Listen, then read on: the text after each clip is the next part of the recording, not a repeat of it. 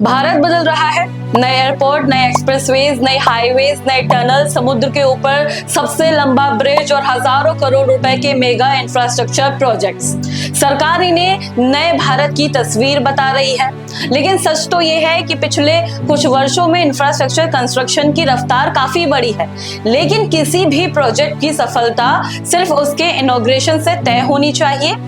क्या किसी हाईवे की क्वालिटी का प्रमाण सिर्फ ये होना चाहिए कि उसकी तस्वीर कितनी शानदार क्लिक हुई है, या फिर उसका असली टेस्ट तब होगा जब वो पहली बारिश की मार झेलेगा, जब हजारों गाड़ियां उस पर दौड़ेगी, जब ड्रेनेज सिस्टम को पानी संभालना पड़ेगा, जब इंफ्रास्ट्रक्चर को मौसम, ट्रैफिक, समय तीनों की परीक्षाओं से गुजरना पड़ेगा। क्योंकि 2026 के मॉनसून ने कुछ ऐसे सवाल सामने रख दिए हैं जिन्हें पॉलिटिक्स कहकर डिसमिस करना सही नहीं होगा।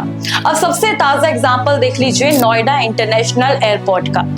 जेवर में बना ये एयरपोर्ट उत्तर प्रदेश के सबसे बड़ी इंफ्रास्ट्रक्चर प्रोजेक्ट में से एक है। इसके फेज 1 में करीब 11,200 करोड़ का इन्वेस्टमेंट बताया गया। प्रधानमंत्री मोदी ने मार्च 2026 में फेज 1 का उद्घाटन भी किया। यानी ये कोई छोटा मोटा लोकल प्रोजेक्ट नहीं था, बल्कि ये उत्तर प्रदेश की इकोनॉमिक ग्रोथ और नए भारत के मॉडर्न इंफ्रास्ट्रक्चर की सबसे बड़ी तस्वीर के तौर पर इसे पेश किया गया।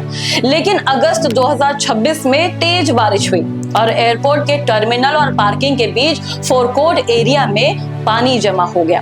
वीडियोस सामने आए, सोशल मीडिया पर सवाल उठने लगे कि इतने बड़े इंटरनेशनल एयरपोर्ट में वाटर लॉगिंग कैसे हो गई। अब यहाँ फैक्ट्स को ठीक से समझना बेहद जरूरी है। एयरपोर्ट अथॉरिटीज ने कहा कि वाटर अक्यूमुलेशन टेम्पररी था और करीब 30 मिनट में क्लियर कर दिया गया। उन्होंने ये भी कहा कि फ्लाइट ऑपरेशन प्रभावित नहीं हुई है, लेकिन इंटरेस्टिंग बात ये है कि इसके बाद एयरपोर्ट अथॉरिटीज ने ड्रेनेज शाफ्ट को वाइडन करने और लैंडस्केपिंग डिजाइन में बदलाव करने की बात भी कही है। अब सवाल एयरपोर्ट बंद हुआ या नहीं ये नहीं है, सवाल ये है कि मॉनसून ड्रेनेज की प्लानिंग शुरुआत में पर्याप्त क्यों नहीं थी। अगर भारी बारिश के बाद ड्रेनेज सिस्टम में मॉडिफिकेशंस की जरूरत पड़ रही है तो प्रोजेक्ट प्लानिंग और टेस्टिंग पर सवाल उठना स्वाभाविक है। क्योंकि एयरपोर्ट सिर्फ सुंदर टर्मिनल बिल्डिंग का नाम नहीं होता। एयरपोर्ट का मतलब होता है runway, drainage, access road, parking, storm water management और एक्सट्रीम वेदर में अनइंटरप्टेड ऑपरेशन। यानी वर्ल्ड क्लास इंफ्रास्ट्रक्चर का मतलब सिर्फ वर्ल्ड क्लास दिखना नहीं, वर्ल्ड क्लास परफॉर्म करना भी होता है। अब आते हैं एक और शॉकिंग एग्जांपल पर, लखनऊ कानपुर एक्सप्रेसवे पर। करीब 4200 करोड़ रुपए की लागत से ये 63 kilometre 6 lane access control corridor है। एक्सप्रेसवे का कंस्ट्रक्शन 2025 में पूरा हुआ, लेकिन ऑपरेशनल क्लियरेंस और कुछ कनेक्टिविटी रिलेटेड इश्यूज के कारण इसका इस्तेमाल लंबे समय तक शुरू नहीं हो पाया। फिर मॉनसून आ गया और बारिश के बाद एक्सप्रेसवे के कुछ हिस्सों में क्रैक्स और डैमेज सामने आए। अब रिपोर्ट्स के मुताबिक रोड्स के हिस्सों में जमीन धंसने लगी, समस्या भी सामने आई और रिपेयर की जरूरत पड़ गई। अब सबसे बड़ा सवाल यहाँ पर इसलिए उठ रहा है कि प्रोजेक्ट की लागत करीब 4200 करोड़ रुपए थी और ये इंफ्रास्ट्रक्चर बहुत नया है। और फिर सोशल मीडिया पर एक ऐसा विजुअल आया जिसने खूब आलोचना कर दी। नए एक्सप्रेसवे को सुखाने के लिए बड़े बड़े फैंस लगाए गए। अब ये विजुअल मजाक का विषय बन सकता है, लेकिन असली सवाल मजाक का नहीं। अगर एक नए एक्सप्रेसवे की बारिश के कुछ ही समय बाद रिपेयर की जरूरत पड़ रही है तो क्वालिटी एश्योरेंस क्या है? कंस्ट्रक्शन मटेरियल की टेस्टिंग कैसे हुई है? ड्रेनेज डिजाइन की टेस्टिंग कैसे हुई है? एम्बैंकमेंट और सॉइल स्टेबिलिटी किस तरह से एक्सेस किया गया है? और सबसे जरूरी, अगर डिफेक्ट कंस्ट्रक्शन स्टेज से जुड़ा है तो कॉन्ट्रैक्टर की लायबिलिटी क्या है? अब ये तो सवाल है जिनका जवाब टैक्स पेयर को चाहिए ही चाहिए। अब तीसरा एग्जाम्पल मुंबई का लेते हैं। अटल सेतु यानी मुंबई ट्रांस हार्बर लिंक लगभग 17,840 करोड़ की लागत वाला करीब 21.8 किलोमीटर का ये मेगा सी ब्रिज है। अब इसी को इंडिया का सबसे लंबा सी ब्रिज के तौर पर पेश किया गया। ऑब्वियसली ऐसा प्रोजेक्ट देश की इंजीनियरिंग कैपेसिटी का सबसे बड़ा शोकेस है, लेकिन 2025 के मॉनसून में ब्रिज की Navi Mumbai bound carriage way के लगभग 2 किलोमीटर स्ट्रेच पर सरफेस डैमेज हो गया। MMDRA ने कॉन्ट्रैक्टर पर 1 करोड़ रुपए का फाइन भी लगाया। डैमेज पोर्शन की रिपेयर तथा बाद में रीसरफेसिंग के निर्देश जारी हुए। अथॉरिटी ने कहा कि ब्रिज की स्ट्रक्चरल सेफ्टी प्रभावित नहीं हुई है और डैमेज सरफेस लेवल था। अब ये डिस्टिंक्ट बहुत ज्यादा इंपॉर्टेंट है। ब्रिज अनसेफ था ऐसा कहना तो गलत होगा, लेकिन सवाल फिर से वही है कि 17,840 करोड़ के प्रोजेक्ट में अगर इतनी जल्दी रोड सरफेस डैमेज क्यों हो रहा है? अगर हैवी रेन और ट्रैफिक इसके कारण थे तो क्या ऐसी कंडीशन को डिजाइन और मेंटेनेंस प्लानिंग से पहले पर्याप्त महत्व क्यों नहीं दिया गया? अब यही अकाउंटेबिलिटी का सवाल है। अब दिल्ली की तरफ आ जाइए। प्रगति मैदान टनल, इस प्रोजेक्ट पर करीब 777 करोड़ रुपए खर्च हुए हैं। टनल का मकसद क्या होता है कि दिल्ली के हेवीली कंजेस्टेड एरिया में ट्रैफिक को स्मूथ बनाना, लेकिन मॉनसून में इस टनल में वाटर लॉगिंग और लीकेज की समस्या बार बार चर्चा में रही। 28 जून 2024 को दिल्ली में एक्सट्रीमली हैवी रेनफॉल के बाद टनल को टेम्पररी बंद करना पड़ गया।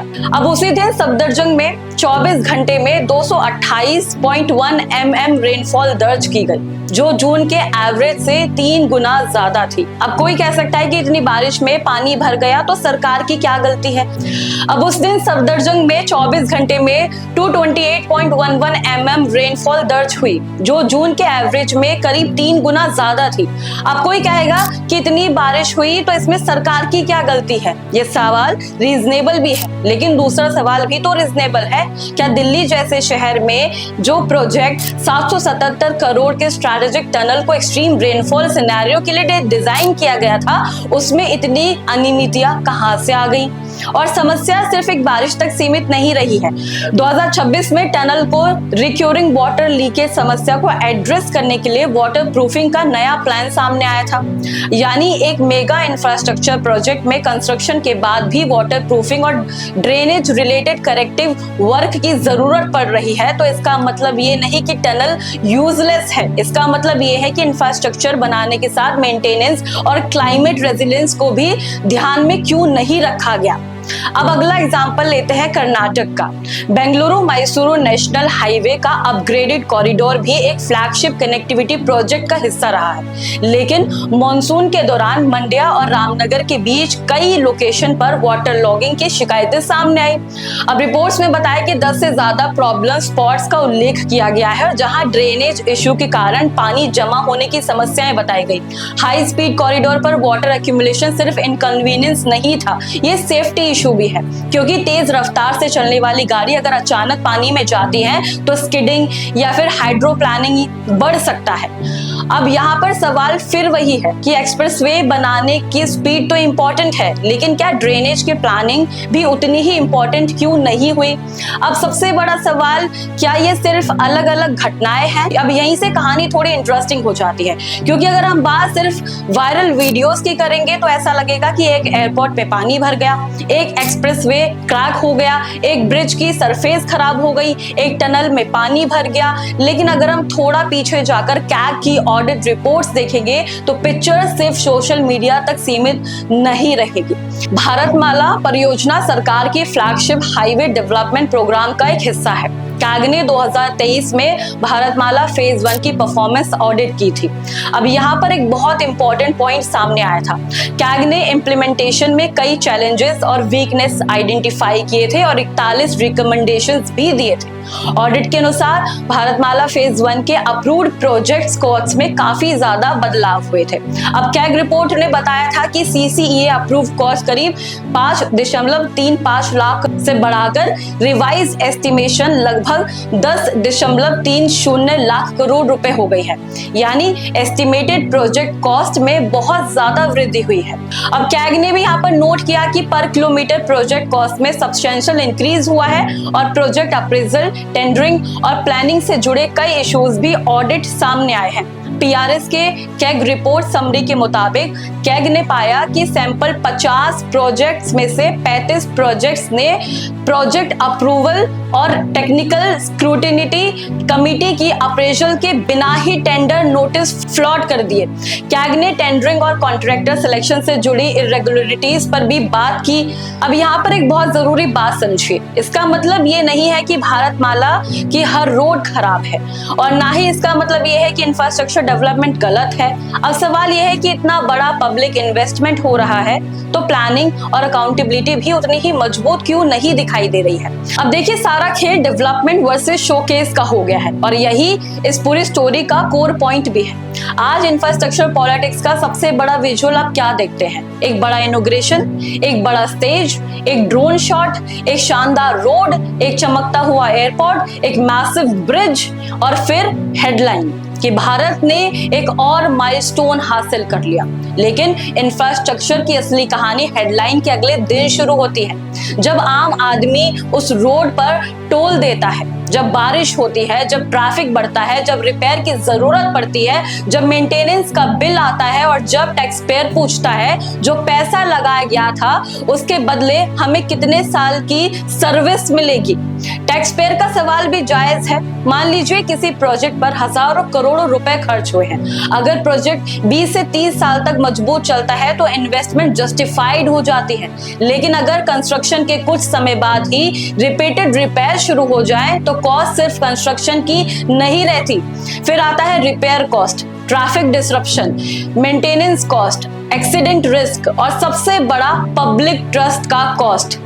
इसलिए सवाल सिर्फ ये नहीं होना चाहिए कि कितने किलोमीटर का हाईवे बनाया, सवाल ये होना चाहिए कि कितने किलोमीटर हाईवे 5 साल तक क्वालिटी में टिका रहेगा। सवाल ये नहीं होना चाहिए कि कितने एयरपोर्ट्स बनाए, बल्कि सवाल ये होने चाहिए कि उन एयरपोर्ट्स की ड्रेनेज और इमरजेंसी रेजिलियंस कितनी स्ट्रांग है। सवाल ये नहीं होना चाहिए कि कितने ब्रिजेस बनाए, सवाल बल्कि ये होना चाहिए कि उनकी मेंटेनेंस और डिफेक्ट लाइबिलिटी कैसे मॉनिटर होगी। अब यहाँ पर बीजेपी सरकार से क्यों सवाल पूछे जा रहे हैं ये भी समझ लीजिए, क्योंकि सेंटर में पिछले कई सालों से बीजेपी लेड गवर्नमेंट है और इंफ्रास्ट्रक्चर एक्सपेंशन उसकी सबसे बड़ी गवर्नेंस नैरेटिव का एक हिस्सा रहा है। इसलिए जब गवर्नमेंट खुद इंफ्रास्ट्रक्चर को अपनी अचीवमेंट के तौर पर प्रेजेंट करती है तो उसी इंफ्रास्ट्रक्चर की क्वालिटी पर सवाल भी उसी गवर्नमेंट से पूछा जाएगा।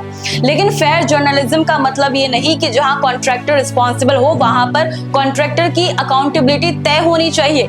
जहां एनएचआई रिस्पॉन्सिबल हो वहां एनएचआई जवाब दे, जहां स्टेट एजेंसी रिस्पॉन्सिबल है वहां स्टेट गवर्नमेंट जवाब दे, जहां डिजाइन या प्लानिंग की गलती है वहां इंजीनियर और अप्रूविंग अथॉरिटी जिम्मेदार तय हो, क्योंकि पब्लिक मनी किसी पार्टी का पैसा नहीं होता, वो जनता का पैसा है।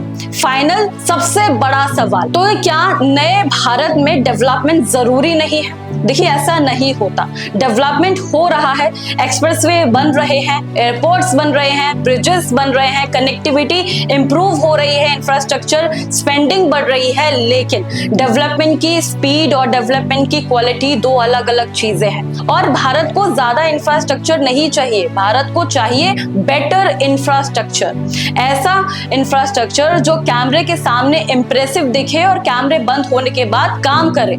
ऐसी सड़क जो इनॉग्रेशन के दिन स्मूथ हो और 5 साल तक भी स्मूथ बनी रहे। ऐसा एयरपोर्ट जिसका टर्मिनल फ्यूचरिस्टिक हो लेकिन ड्रेनेज भी फ्यूचर रेडी होना चाहिए। ऐसा ब्रिज जो सिर्फ इंजीनियरिंग मार्वल कहलाया नहीं जाए बल्कि डिकेड्स तक रिलायबली परफॉर्म करे। और ऐसी गवर्नमेंट जो सिर्फ प्रोजेक्ट का इनॉग्रेशन सेलिब्रेट ना करे बल्कि उसकी लाइफ टाइम परफॉर्मेंस की जिम्मेदारी उठाए। क्योंकि नए भारत की पहचान सिर्फ ये नहीं होनी चाहिए कि हमने कितना बनाया, पहचान बल्कि ये होनी चाहिए कि हमने जो बनाया कितनी ईमानदारी से बनाया, कितनी मजबूती से बनाया और कितने सालों तक टिकने वाला बनाया। और अगर हजारों करोड़ों रुपए खर्च होने के बाद भी हर मॉनसून में हमें यही सवाल पूछना पड़ रहा है, बारिश आई और इंफ्रास्ट्रक्चर क्यों जवाब दे गया, तो फिर शायद हमें इनॉग्रेशन से आगे बढ़कर परफॉर्मेंस की पॉलिटिक्स करनी चाहिए। क्योंकि जनता को सिर्फ नए भारत का शो नहीं चाहिए, जनता को ऐसा नया भारत चाहिए जो ग्राउंड पर दिखे, जो ग्राउंड रियलिटी पर टिके। अब आपको क्या लगता है कि भारत में इंफ्रास्ट्रक्चर की सबसे बड़ी प्रॉब्लम कंस्ट्रक्शन की स्पीड है, क्वालिटी है या अकाउंटेबिलिटी? कमेंट करके हमें जरूर बताइएगा।